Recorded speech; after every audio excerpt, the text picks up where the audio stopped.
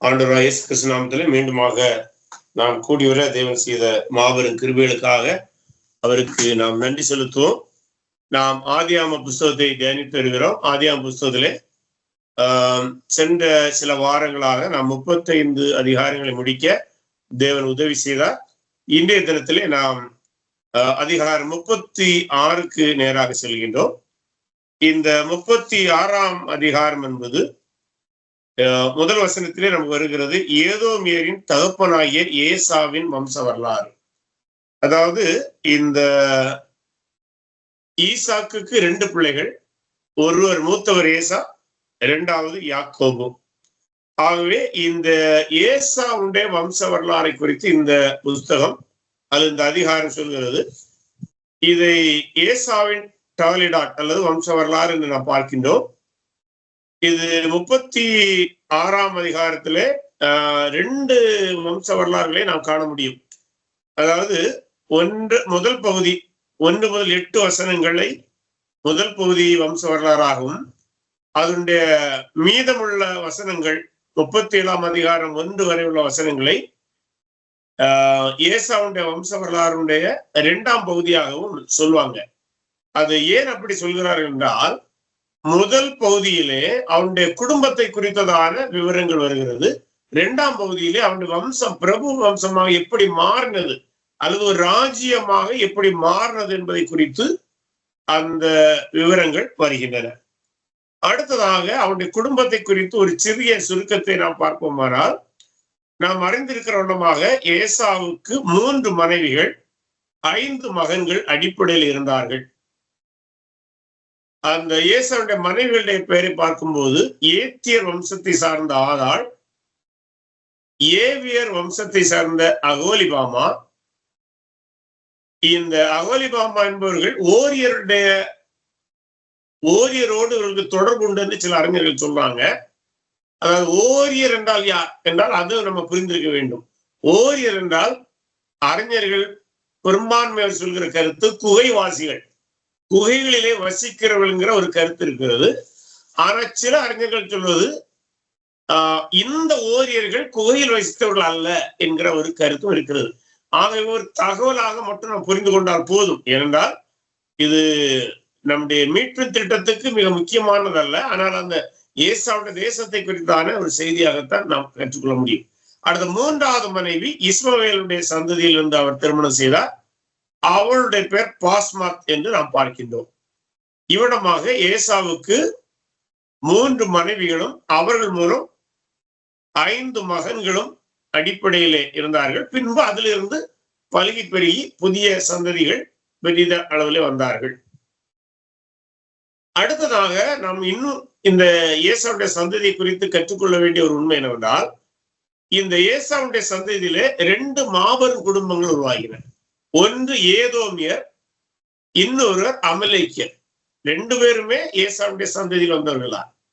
ஒருவர் ஏதோமியர் என்று அழைக்கப்பட்டார்கள், இன்னொருவர் அமலேக்கியர் என்கிற பெயரிலே அழைக்கப்பட்டார்கள். அதாவது இதை என்ன சொல்லலாம் என்றால், ஏசாவிடம் இருந்து பிரிந்த 2 மேஜர் இனக்குழுக்கள் என்று சொல்லலாம். பிரபலமான இனக்குழுக்கள் என்று நாம் சொல்ல முடியும். அடுத்ததாக இந்த இடத்திலே இன்னொரு தகவலை அவருடைய திருமணத்தோடு சிலர் சொல்லுவாங்க. அது என்னவென்றால், இது ஒரு நம்முடைய கவுன்சிலிங்க்கு பயன்படும். இது ஏசாவை மட்டும் சொல்வதல்ல. இதை நம்ம திருமணம் சார்ந்த கவுன்சிலிங் கொடுக்கும் போது இதை நம்ம மைண்ட்ல வச்சுக்கணும். அவங்கள்ட்ட சொல்ல வேண்டும் என்றல்ல, நீங்க ஒரு குறிப்பாக எழுதி கொள்ளுங்கள். அதை ஏசாவுடைய வாழ்வில் இருந்து அல்லது ஏசாவுடைய திருமண வாழ்வில் இருந்து கற்றுக்கொள்ளக்கூடியதான ஆலோசனை குறிப்பு, அப்படி தலைப்பு போடுங்க. ஏசாவுடைய வாழ்வில் இருந்து கற்றுக்கொள்ளக்கூடியதான ஆலோசனை குறிப்பு. அது இவ்வளமாக இருக்கிறது. நான் வாசிக்கின்றேன், நீங்கள் எழுதி கொள்ளுங்கள். ஒரு மனிதனின் ஆழ் மனது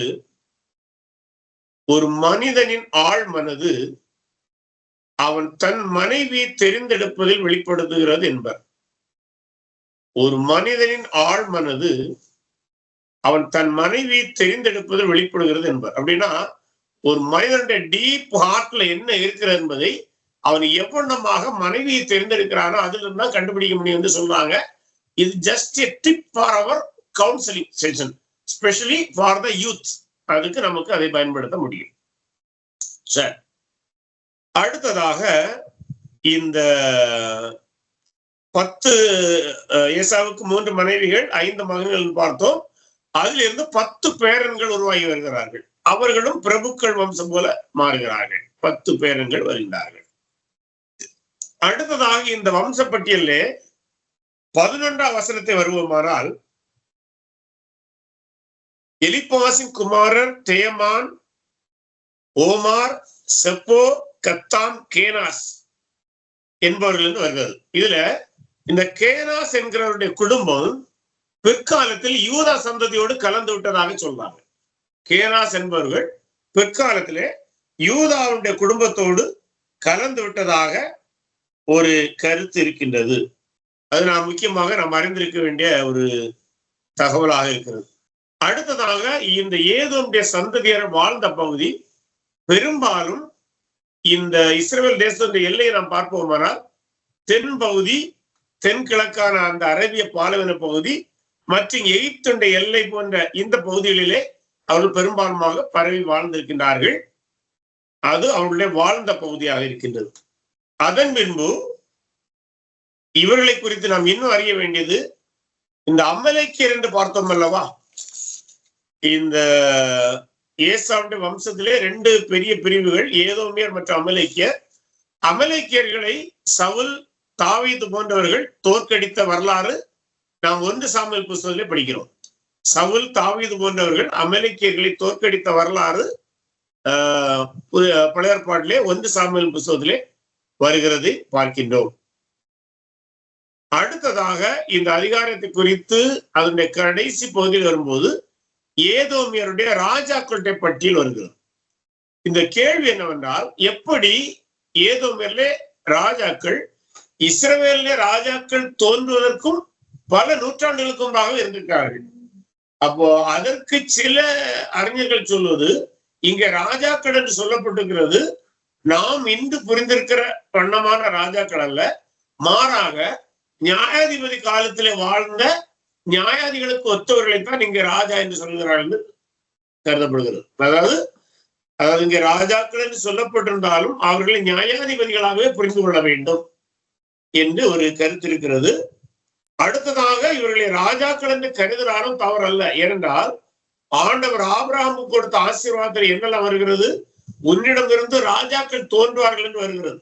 ஆகவே ஏதோமியரிடம் ராஜாக்கள் தோன்றுவது ஆச்சரியமானது ஒன்றுமல்ல.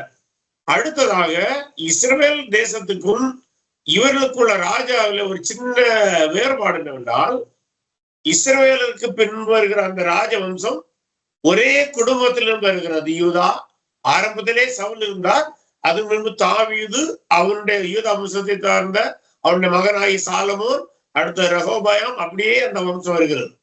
அது ஒரு குடும்பத்தை அதிகமாய் சார்ந்ததா இருந்தது.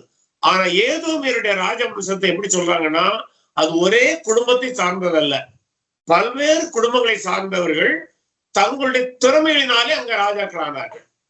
அது ஒரு வம்சத்திலிருந்து வந்ததல்ல, பல வம்சத்தை சார்ந்தவர்கள் தங்களுடைய திறமை நிமித்தமாக ராஜாக்களாக மாறினார்கள் என்று பார்க்கின்றோம். அடுத்ததாக இந்த அதிகாரத்தை ஏன் இங்கே எழுதினார் என்பதற்கு ஒரு கருத்து இப்படி சொல்றாங்க. லோத், இஸ்மவேல், ஏசா போன்றவர்கள் ஆபிரகாமுடைய ஆசீர்வாதத்திலே பலுகி பெருகுங்கள் என்கிற ஆசீர்வாதத்தை சுதந்திரித்தார்கள். ஆனால் வாக்குத்தத்தம் சந்ததி என்கிறதான தேவ திட்டத்திலிருந்து ஒதுக்கி வைக்கப்பட்டார்கள். அது எப்படின்னா, ஆண்டவர் ஆபிரகாம் ஆசீர்வதிக்கும் என்ன சொன்னாரு, நீங்கள் பலுகி பெறுவீர்கள் என்று சொன்னாங்க. அந்த ஆசீர்வாதம் லோத்துக்கு வந்தது, இஸ்மவேலுக்கு வந்தது, ஏசாவுக்கு வந்தது. அதை காட்டுவதற்கு தான் இந்த அதிகாரம் எழுதப்பட்டுள்ளது.